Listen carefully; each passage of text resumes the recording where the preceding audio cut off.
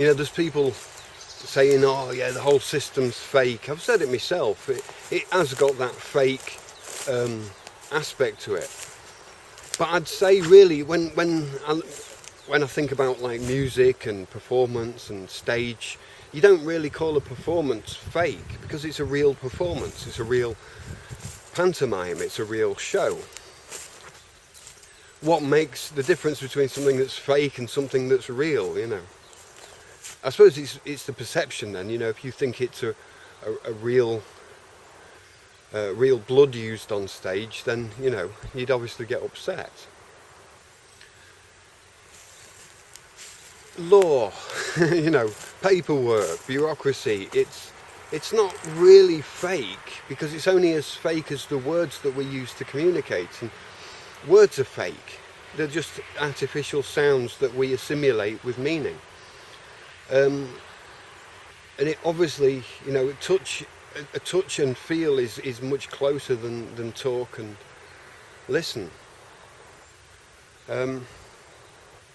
But we're born into a world. We've all got brains, and we've all got thoughts. We've all got ideas. Those ideas expand and dominate other people, and people become overpowered by other people's ideas and then lose themselves. Society to a certain degree needed kind of guiding, say.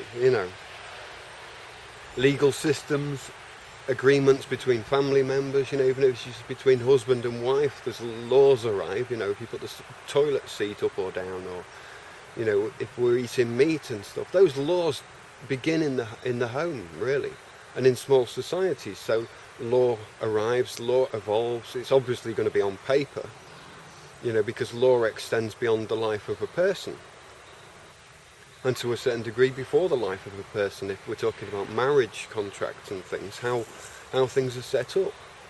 So the legal system is there as a kind of a reflection of what we should be if we all followed divine law, if we all followed our own calling and our own inner voice. Obviously, when dealing with other people, we're not going to be able to overcome all of their problems, but we can usually overcome our own problems with the help of others, on request.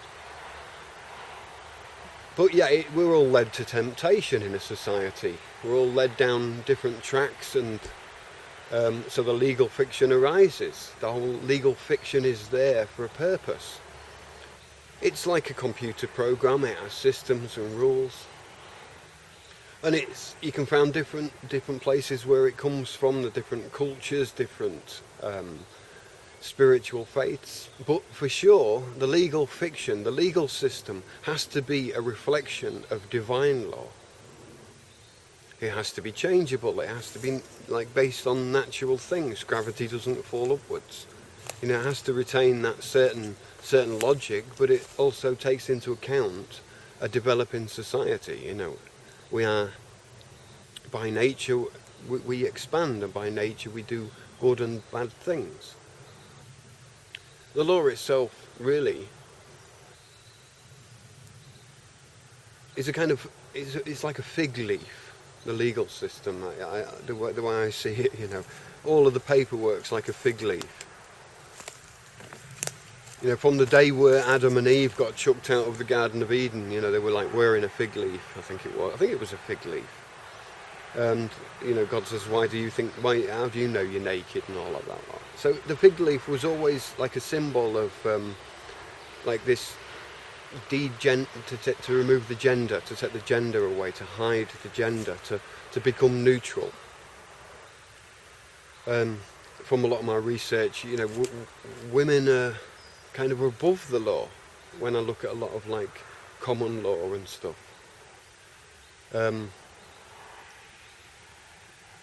And so it's almost like that genderless legal fiction can be taken by a man or a woman. It's like a fig, and the fig plant is what is it, hermaphrodite plant is it called, where it can change sex. And I think that's why the fig leaf is used symbolically.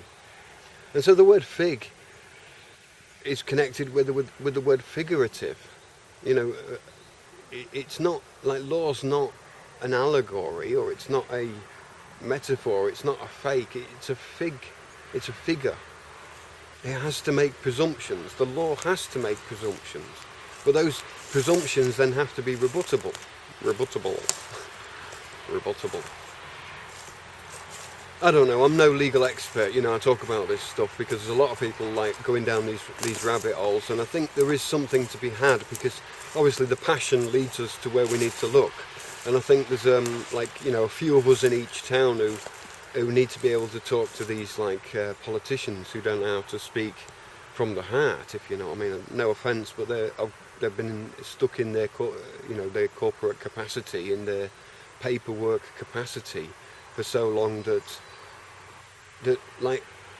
feelings and morals and divine intuition and stuff is kind of just to them fantasy world, And I suppose when you don't rely on your own kind of intuition, on your own divine law, your own self-determination for so long, then it does become a figment of your imagination. But life is sexy, life is gender, it has gender, it is like an interplay between man and woman, between, male and female, between the male and female within us, as well as within each one of us, that balance of feminine and masculine.